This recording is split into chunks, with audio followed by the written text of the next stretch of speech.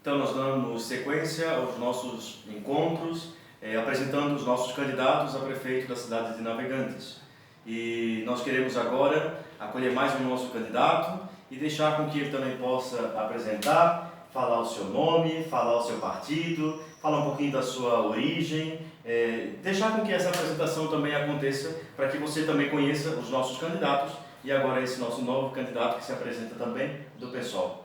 Então, eu sou Jorge Pinho, sou candidato do PSOL, é um partido novo na cidade, sou formado em psicologia, moro a Navegantes há mais de 10 anos e moro aqui próximo, logo no Pontal. Então, é toda uma história já de um bom tempo na cidade, visando defender uma política diferente à base de um novo conceito social.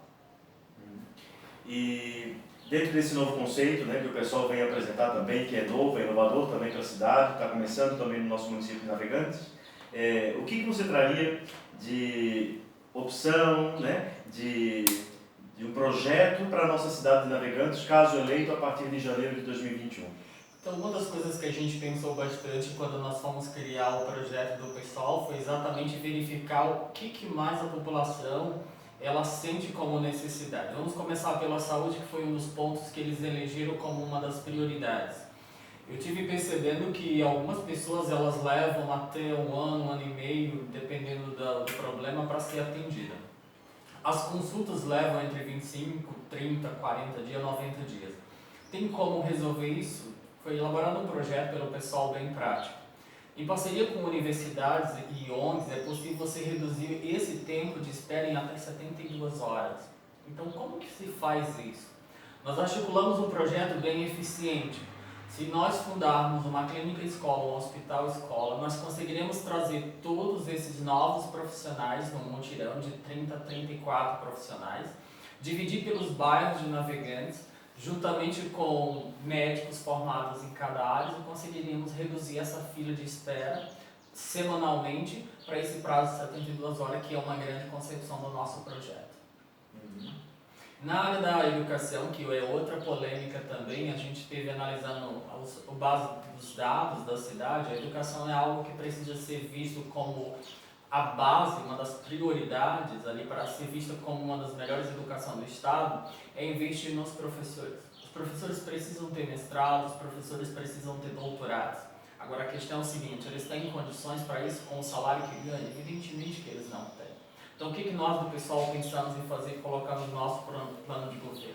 Fazer com que esses professores tenham bolsas de estudo para cursar o mestrado ou o doutorado. Mas como que isso seria possível? Novamente, em parceria com as universidades, nós poderemos trazer para Navegantes uma franquia da universidade, convalidar os cursos e fazer com que o município, em parceria com as ONGs e a universidade, consiga promover a um custo apenas de material, doutorado e mestrado, já que os professores não têm condições para isso. Especialmente para os professores das séries iniciais. Por quê? Porque é a base da educação. Se nós investirmos na educação das crianças desde cedo, quando elas finalizarem o ensino médio e entrar na universidade, nós poderemos ter uma das melhores educações do município. A Finlândia é exemplo disso. Precisa de muito dinheiro? Não precisa. A Finlândia é exemplo. Tem a melhor educação do mundo, ganhando os Estados Unidos. O que eles fizeram que dá para fazer em Navegantes? Eles deram autonomia aos professores e os professores podem fazer o quê? Determinar o método que melhor se aplica para determinada classe de aluno. Navegantes tem 16 bairros. Se em cada bairro o professor adaptar o método e não generalizar para toda a cidade, evidentemente os resultados são melhores. A Finlândia é um exemplo disso. Outra coisa muito importante que nós da psicologia fazemos, já que nós estudamos como que as pessoas aprendem, o processo de aprendizagem, seria fazer o seguinte: fazer com que o aluno, antes mesmo de iniciar as aulas, ele pudesse participar do plano, do desenvolvimento do plano de aula. Se ele participa do melhor método que ele vai conseguir aprender, evidentemente nós teremos uma aprendizagem de qualidade. Por quê? Nós da psicologia sabemos de uma coisa: as pessoas não aprendem da mesma forma. Cada uma tem um nível de limitação. Então o segredo não é padronizar, mas flexibilizar o plano de ensino. Assim a gente consegue ter uma educação de qualidade. E por fim, dentro dessa área, fazer com que esse profissional ele seja valorizado. Tanto que a gente colocou numa das nossas propostas o seguinte: colocar prêmios de gratificação para os melhores professores, os melhores alunos, e fazer um projeto bem interessante, que é o intercâmbio, para que esses professores conheçam a educação não só de outros estados, como de outros países. Não sai caro. E assim você prende o alunado num projeto eficiente. Um último detalhe, finalizando essa questão da educação para não se estender, seriam as escolas técnicas. A gente implantou esse projeto, eu implantei esse projeto no Maranhão, e foi muito eficiente. Fazer o quê?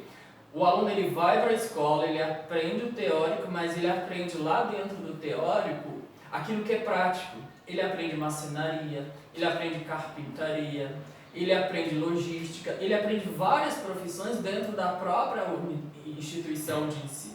E a partir do momento que ele é qualificado ali, ele sai para o mercado de trabalho, já com uma experiência às vezes, porque ele estagiou ali, ele aprendeu uma profissão, e assim a gente não forma apenas teóricos, mas a gente forma pessoas que além da teoria eles têm a prática. Com isso nós acabamos com um dos problemas que mais prejudica a população menos favorecida, que é a questão da desigualdade social. Porque se eu entro no mercado de trabalho saindo da educação, eu tenho mais possibilidade de ter uma vida social decente e prover o que é melhor para a família. Agora vamos a outra questão muito importante na cidade, que tem sido muito polêmica. A questão da água. Até hoje eu estou sem água potável e daí me perguntaram exatamente isso. O que se faria para resolver esse problema da água? Porque já que é um problema que a cidade tem seus 58 anos, mas a gente ainda sofre com isso, o que você colocaria no seu projeto ou programa de governo? Uma coisa bem simples. No Nordeste, que tem menos água, porque chove bem menos do que aqui, eu estive visitando várias cidades, inclusive Piauí, Maranhão, aí tem Belém. Então tem várias cidades lá que eles usam um sistema que não tem esse problema que aqui. Não vou dizer que não tenha, vez por outra, mas é bem menos. E aqui a água é muito rasa. Então os poços artesianos, que sai barato, conseguem abastecer, porque se você cavar 16 poços artesianos por bairro, o que eu acredito que não vai sair mais do que 80 mil reais um poço desse, você consegue abastecer a cidade. Mas digamos que ainda não seja suficiente. Outro projeto que a gente colocou em pauta também muito importante é o projeto da canalização da água da chuva e reaproveitamento. Com uma equipe de profissionais, engenheiros da área, a gente poderia fazer o quê? Fazer com que as construções, a partir de 1º de janeiro, já tivessem uma cisterna que recebesse a água, as pessoas fossem ensinadas a reutilizar essa água e daí a gente fizesse o acompanhamento. E me perguntarem quem vai pagar a despesa. Tem um projeto bem interessante que pode ser feito. Ao invés de eu cobrar o imposto, todo o imposto que a prefeitura cobra para liberar a construção, eu isentaria o morador disso. Olha, esse dinheiro você vai utilizar para construir essa cisterna. E com isso, progressivamente, à medida que as construções vão aumentando, a gente iria diminuindo ou com alguns anos finalizar esse problema da água. E é um projeto social muito eficiente, além de ser um projeto sustentável, que as cidades do futuro hoje precisam ser sustentáveis. Vamos a outra parte interessante que também é bem polêmica, mobilidade urbana. Navegantes tem um grande problema, assim, que eu vejo, que são as calçadas, que são as ciclovias. A gente briga, né, com os carros, especialmente na rua principal aqui, a 26 de agosto. Primeiro nós temos um calçamento ruim, porque desvaloriza o imóvel. Eu condeno esse tipo de calçamento, porque desvaloriza o imóvel. Segundo, o teu veículo, a tua bicicleta e até mesmo o pedestre, porque não tem uma calçada. Qual a nossa proposta para começar a resolver esse problema? Uma das propostas mais eficientes é o seguinte: se o dinheiro é para asfalto, colocar asfalto e não aquele bloquete. O dinheiro é para asfalto. Tanto que eu viajei pela Europa e várias cidades do Brasil, uma coisa que eu percebi: Navegante é quase única em ter um calçamento da década de 50, se não lá do quarto século. Porque nenhuma outra cidade com 25 mil habitantes, com um PIB de R$1 milhão por ano, aqui é 365 milhões, tem um asfalto desse. Na verdade não é um asfalto, é um calçamento. Então eu vi que nós podemos melhorar a mobilidade urbana, primeiro melhorando as ruas. Então tirando esse tipo de calçamento e usando o asfalto, porque o dinheiro é para o asfalto, vamos colocar asfalto. Calçada. As pessoas precisam de calçada, especialmente, tem uma coisa interessante que a gente aprendeu na mobilidade urbana, é a inclusão das pessoas. É difícil para uma pessoa em cadeira de roda, eu nem vejo. andar em Navegantes. Eu juro, há anos eu não vejo cadeira, na verdade eles usam a expressão cadeirante, em cadeira de roda. Eu não vejo eles andar nas calçadas porque não tem, na verdade não tem adaptado, precisa. A ciclovia, então precisamos de mais ciclovia porque tem aqui no centro, mas nos outros bairros não tem. A questão também que eu percebo muito é as paradas de ônibus. Ou você pega sol ou você pega chuva. Tem um modelo muito prático que eu fui analisar. Não vou longe, aqui em Blumenau achei bem interessante a forma como eles fizeram os pontos de ônibus. Curitiba mesmo é excelente, porque daí o ônibus já adapta ali na parada, então você não se molha, né? Você pode usar até um sistema de refrigeração no verão e daí aquecimento no inverno para que fique agradável. Eu acho que a população precisa e merece isso. E recurso daria suficiente para você ir fazendo aos poucos. Não vou dizer que se muda da noite para o dia, seria ter uma hipocrisia, um candidato dizer que vai mudar tudo isso da noite para o dia. Mas se fizer um pouco a cada trimestre, no final de 4 anos, você provavelmente alterou 40%, 45% de toda uma estrutura de uma cidade. Parece pouco, mas não é. Porque a cidade se tornando atrativa e acessível, você atrai o turismo. Atraindo o turismo, você atrai renda. Atraindo renda, você cresce o comércio. Crescendo o comércio, você gera emprego. Gerando emprego, toda a estrutura da cidade melhora e toda a comunidade também. Outro ponto muito interessante que o nosso projeto ele visa trabalhar bastante, a gente trabalhou muito nisso, é a questão dos locais. Por exemplo, se Navegantes tem 16 bairros, quais são os bairros que as famílias poderiam ir para lazer? Né? A gente não tem muito isso. Primeiro, a gente não tem arborização, a gente não tem parques. Então, nós temos poucos locais para as famílias se encontrar, para fazer alguma atividade ao ar livre. Isso pode ser feito? Pode, porque Navegante tem bastante terra ainda. Então, daria para fazer o quê? Daria em parceria com o urbanista, inclusive 4 urbanistas me procuraram, e se colocaram à disposição para contribuir com esse projeto. E a gente acabou colocando nosso plano de governo, que seria fazer o quê? Fazer com que as praças, esses parquinhos, para as famílias se dirigir com as crianças, pudesse ser viável em cada bairro. E junto a isso, usar uma coisa bem prática, que é o sinal de internet livre. Isso na Europa eu vi muito. Meu Deus, claro, eu estive na Europa em 2013, já existia esse sistema muito prático. Cheguei no Brasil, estamos em 2020, e raramente você vai num local que tem acesso à internet livre. E o que eu achei interessante, que se a gente fizer isso começando pelos bairros menos favorecidos da cidade, você vai ajudar bastante o desenvolvimento da cidade e o turismo por toda a cidade. Porque se for possível transmitir o sinal para o maior número possível de pessoas gratuitamente, que é o sinal nessas pracinhas, nesses locais, além de você estar trabalhando a questão aí da recreação, você está contribuindo para uma das coisas mais modernas da atualidade. Eu até me perguntei como que no pleno século XXI a gente ainda não tem esse tipo de acesso disponível para toda a comunidade. Então é algo realmente bem delicado. Então são temas que têm se trabalhado muito. Uma coisa que me perguntaram, que eu já venho estudando há anos, é a questão da revitalização desses 12 quilômetros de praia. Eu vejo que muitas das vezes falta uma administração inteligente. O que é uma administração inteligente? É aquela que sabe trabalhar em parceria com o meio ambiente sem agredi-lo. Então, no meu curso de turismo, uma das coisas que um dos professores doutores ele propôs era o seguinte, é a revitalização. Nós temos a restinga, mas não quer dizer que não possa ser feito construções sustentáveis para valorizar o turismo e o comércio, ali naqueles 12 quilômetros de praia. Se você tiver bons engenheiros, e se você tiver uma equipe de urbanistas, se você tiver pessoas ligadas à área de preservação, você consegue revitalizar toda aquela restinga, você consegue transformar aqueles 12 quilômetros de praia em algo agradável e atrativo para o turismo. Navegantes tem uma vantagem, tem um aeroporto.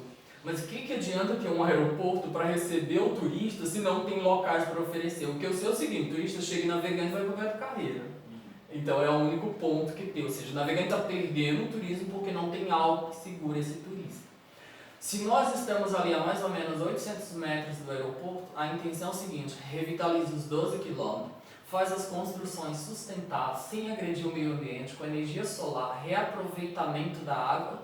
É até possível fazer o que eu vi na Europa, que é a dessalinização da água, para não agredir toda aquela orla e fazer com que o comércio ele fique em volta daquele espaço, mas em parceria com o próprio ambiente, em harmonia com o ambiente, tornando algo bonito de primeiro mundo. A gente vê isso muito no Havaí, né? E eu estive em Istambul, na Turquia, e vi ideias como essa inovadora. E daí eu fiquei pensando, como que nós, navegantes, não temos algo desse tipo? Se a gente tem o aeroporto, temos o porto, estamos numa boa localização, então estamos perdendo dinheiro, estamos perdendo o desenvolvimento da cidade. Não sei se é por falta de capacidade de gerir uma boa administração, ou se é por falta de interesse. Não sei qual é a causa, mas que existe alguma coisa, existe.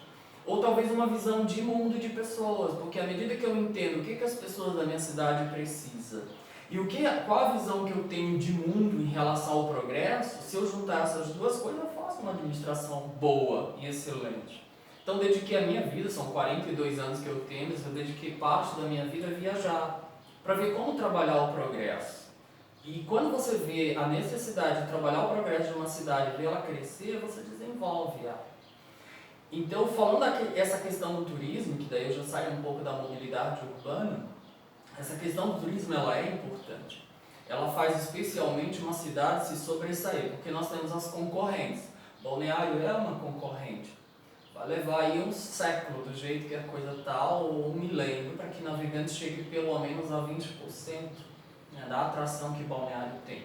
Mas uma coisa interessante que eu coloquei num projeto que realmente funciona, eu vi que na Europa funciona, é o seguinte: o que se pode fazer? A partir de 1º de janeiro, teríamos uma equipe de engenheiro fazendo o seguinte: você vai construir uma casa, quanto que você vai gastar?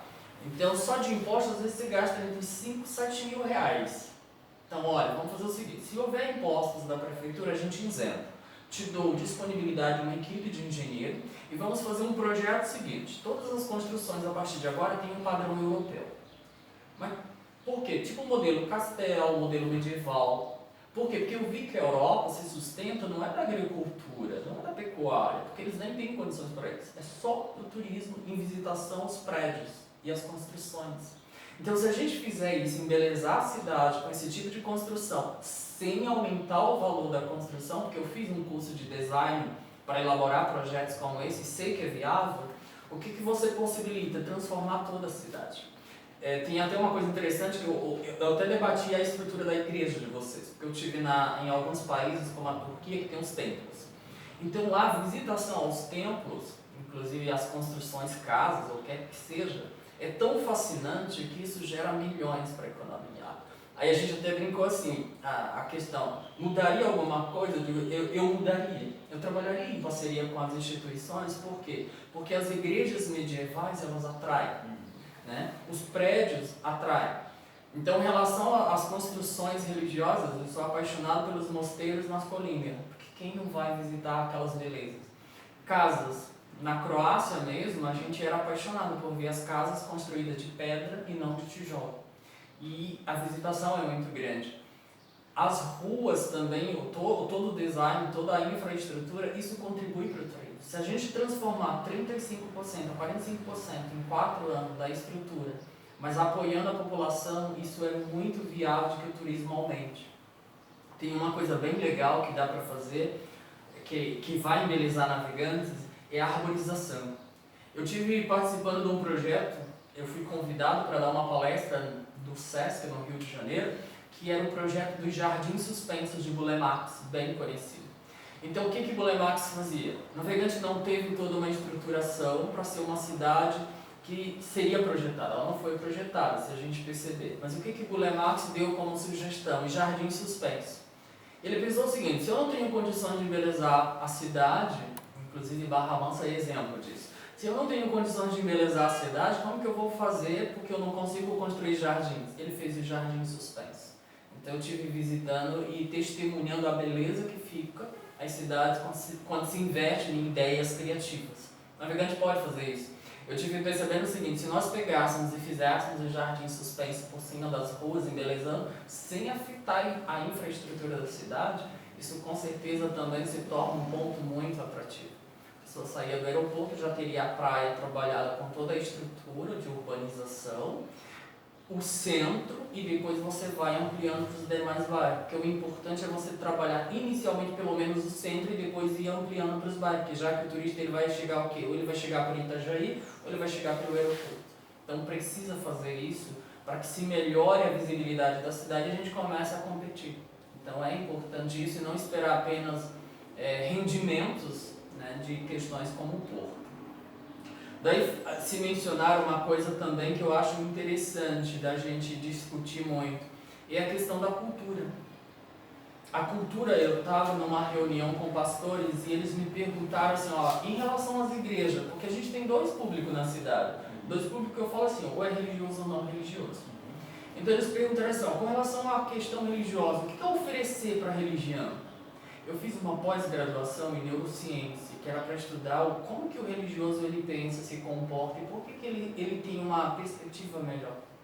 E eu achei fascinante o talento que as pessoas têm para tocar, para cantar. Por que não ter um festival religioso na cidade para ter essa representatividade, como se atraísse pessoas de várias cidades para mostrar o talento delas? Tinha que ter. No turismo a gente aprende o seguinte, se nós fizéssemos a cada 4 meses uma festa anual para a cidade, isso é um progresso inestimável. Então o que eu faria? Um festival religioso para as religiões mostrarem os talentos delas na música em todas as áreas. Eu faria uma competição, eu fui na cidade famosa de Olímpia, então eu fui, na verdade Olímpia não existe, mas as Olimpíadas estão vivas, então esse navegante precisaria das Olimpíadas de Navegantes. Primeiro, uma competição entre os nossos atletas, saber quem são aquelas pessoas que têm talento, porque eu descobri que muitos têm, estão envelhecendo, outros perderam o talento porque não foram reaproveitados. Então eu faria uma Olimpíada de Navegantes. Depois eu investiria nos músicos, né, que é uma outra classe também que tem muita gente talentosa, mas não tem um incentivo voltado para essa classe. Então a gente tem o festival, nós temos aí os músicos, nós temos... Por exemplo, a Sobra também tem um dos eventos que hoje não se pode ficar de fora, que é a questão do Naveguei para quem não é religioso. Então, a solução seria, a gente colocaria num local apropriado. O que eu digo é o seguinte, é uma festa importante economicamente para a cidade, porque o mínimo, se cada pessoa gastar R$20 ali, em torno de 80 mil pessoas, é 1,1 milhão de lucro para o comércio. É claro que é bem mais que isso, 3 milhões a quase 4, 5 milhões de rendimento para o comércio. Só está faltando estruturar, bem organizado. Entendeu? Eu organizaria, porque é um evento que faz a cidade crescer. Então a gente separaria o evento, né, para quem não é religioso, para que tivesse um local, o evento religioso em outro local, trabalhando na questão do esporte, e a questão do festival religioso nessa questão. Se a gente coloca aí 3, 4 eventos desse, a cidade ela vai ganhar muito já nos primeiros anos. Então a cultura ela é importante em todos os aspectos disso. Então nós temos o quê? Além dessa valorização da cultura, nós temos que ver também, por exemplo, o que me coloca muito. O pós-pandemia, nós psicólogos estamos nos preparando, inclusive eu estava orientando e passando para alguns pastores o seguinte, que podem se preparar, que o pós-pandemia vai gerar muitos problemas sociais. A pobreza, o desespero das famílias em não ter condições de sustentar os seus filhos vai gerar muitos problemas, inclusive suicídios, depressões, estresse e assim sucessivamente. Então, uma das questões que nós colocamos no nosso plano de governo é o fortalecimento do comércio. Eu vi muitas empresas aqui fechar. Mas por que fecha? Porque a carga tributária é muito alta. As pessoas estão sendo sugadas a tal ponto de que não está tendo um incentivo fiscal. O comércio, para ele sobreviver, ele tem que trabalhar em parceria com os órgãos públicos. Eu tenho que reduzir a carga tributária, aí a questão é, mas você perde? Não, o município não perde, porque se eu reduzo um pouco do empresário, ele contrata mais.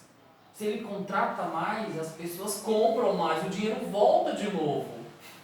É uma questão de inteligência. Eu não posso pensar o seguinte, eu vou pressionar para a prefeitura ter mais receita. Não é assim que funciona, um bom administrador sabe disso. Então tem uma coisa bem prática, um exemplo. A pessoa tem um sonho de abrir um negócio. Bem, então como que é o teu negócio? Eu quero abrir um negócio pequeno, mas eu não tenho condições de um aluguel, eu não tenho condições de ter um financiamento. Então tem um projeto bem interessante no Nordeste que pode ser aplicado aqui, que é um crédito amigo. Juntam-se 4 pessoas. Um vendedor de perfume, uma vendedora de roupa, um vendedor de salgado, essas 4 pessoas se juntam. O município, em parceria com as cooperativas, financia os empréstimos. Eles 4 recebem uma parcela.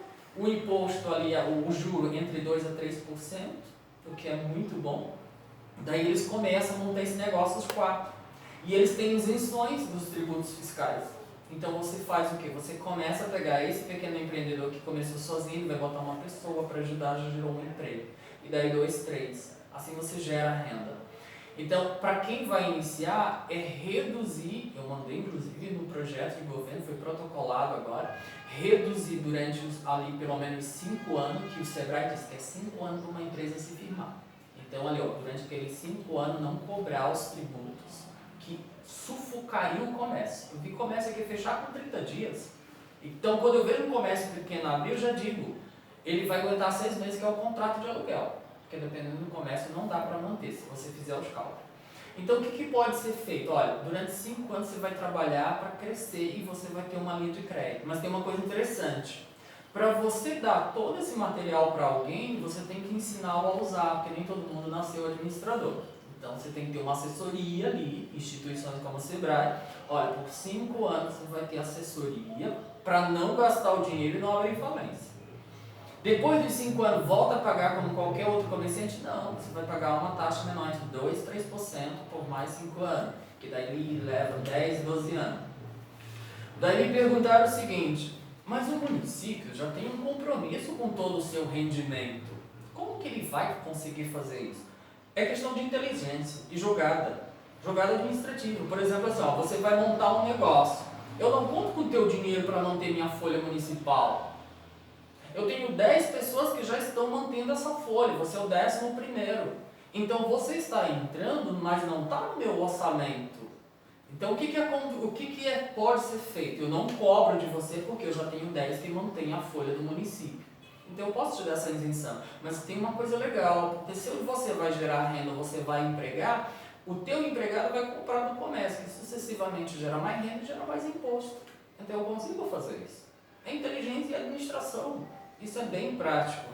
E com relação a quem já tem um negócio, eu também protocolei isso no programa de governo, é o seguinte, essas pessoas precisam de incentivos fiscais. Elas precisam também de acesso a linhas de crédito. A gente precisa trabalhar a ampliação. E algum comércio que pode ser possível vender para fora, porque nós temos o porto, eu já disse isso. O porto tem que vender, navegante tem que vender e não comprar. Está chegando mais mercadoria do que está saindo. A gente tem que ter profissionais, né, que ajudem essas pessoas a vender o produto para fora. Tem um exemplo bem legal que a Igreja Católica fez, e é interessante falar isso. Lá no Nordeste elas fizeram o seguinte, elas montaram uma cooperativa, que lá a gente tem um material que não existe para cá, que é um coquinho, a gente chama de tucum, e eles usam para fazer o anelzinho de madeira, que é aquele pretinho. Então o que as freiras fizeram? Muito legal o projeto. Elas compraram o maquináriozinho, as famílias fazem esses anéis e eles mandam para a Alemanha. Olha que interessante, manda para fora do país.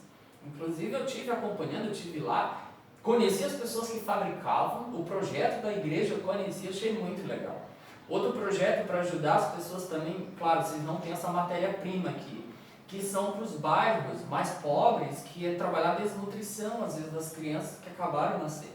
Lá tem um grupo de jovens da igreja, que eu achei interessante o projeto, mas tem o apoio, pode ter o apoio da prefeitura, que é o quê? Esse material pode vir de lá. Eles usam um produto extraído do coco babaçu, que aqui só conhece o coco da praia. E é um produto que você encontra assim, nos espaços públicos, por assim dizer, nos plantios lá, onde se cria animais. E elas usam aquilo com a casca do ovo, ou seja, um projeto simples e barato, e ajuda as famílias. Eu acompanhei, porque eu conhecia a coordenadora, a gente era quase vizinho, e ela fazia esse projeto da igreja assim maravilhoso.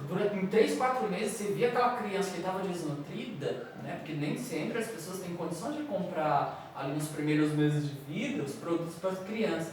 Então a igreja fazia o quê? Em parceria com esse grupo? fazia com que eles levavam esse produto, se torna uma massazinha, e daí entregaram. 3, 4 meses você via aquela criança saudável. Não é caro. O problema é assim, que as pessoas pensam em projetos tão caros, que acabam esquecendo que o barato, quando é juntado com pessoas que têm conhecimento, se torna progresso. Então a ideia do pessoal que a gente trabalha com pouco recurso, a gente trabalha em cima daquilo que está na realidade do povo. Claro, navegantes tem uma classe, eu vou colocar 20% que não precisa tanto, né? Mas 80%, acredito eu, está numa linha abaixo da riqueza, que precisa dessas ideias, que precisa desses projetos. Então, antes, isso são 4 anos eu elaborando um projeto que atendesse a demanda de uma população que eu represento. Eu sei porque eu saí de lá e estou lá. Então, é isso que eu vejo quando eu sentei e disse assim, olha, eu posso dizer que eu sinto a dor do povo porque eu nasci em meio a essa dor. Não posso dizer assim, eu vou melhorar a educação do município quando meu filho estuda numa escola particular. Eu vou dar emprego quando na verdade eu sou dono de uma das maiores empresas do município. Como que eu vou entender essa realidade se eu não vivo lá? A gente até brincou assim, de todos os candidatos, nós fomos os únicos que não temos patrimônio. E é interessante, então nós entendemos a população. Isso é um fato interessante. Mas eu não sei se eu esqueci alguma das coisas interessantes que você queira perguntar, mas pode perguntar alguma outra coisa que a gente acabou deixando passar, né, com relação à necessidade do município. Não, você falou do Maranhão, você é natural do Maranhão? Sou natural do Maranhão. Do Maranhão. Tá aqui há 10 anos, você falou? Estou aqui há 10 anos, então assim, acabei viajando, não me estabilizei sempre no Maranhão, fiquei viajando. Sim. Então aquela realidade do Maranhão, de pessoas bem simples, de Progresso, Piauí, do Pará, então ali por perto, eu acabei examinando bastante. Então assim, aí quando eu vim para cá é uma outra visão de mundo, mas as necessidades não mudam. Necessidades como o trabalho, independente do país, continua a mesma. Pobreza existe em todos os estados, falta de aqui tem mais do que lá, por incrível que pareça, aqui tem mais aluguel do que lá. As pessoas podem não ter uma casa tão boa, mas o aluguel lá, comparando aqui, seria de 10 por 3, exemplo. Aqui seriam 10 pessoas, lá talvez seriam 3, uma diferença. Então aqui elas têm mais condições, mas tem menos casa, moradia. Inclusive um dos projetos interessantes que eu acho que dá para o município fazer é o seguinte, se você tem uma equipe, até interessante só para fechar isso, se você tem uma equipe de engenheiros que consegue, eu vi uma arquiteta com engenheiros, fizeram o quê? Moradias bem assim, num tamanho que não estouraria o orçamento das famílias. Eu trabalhei isso lá. O jovem chegou para mim e falou assim, eu quero construir uma casa. Aí eu perguntei, quanto que você ganha? Ele falou assim, eu ganho um salário. Eu falei, pois nós vamos construir tua casa em cima de um salário. Como fazer? Eu digo, primeiro a gente começa fazendo a escolha do material, do modelo do projeto e de quem vai construir. E por incrível que pareça, a gente construiu a casa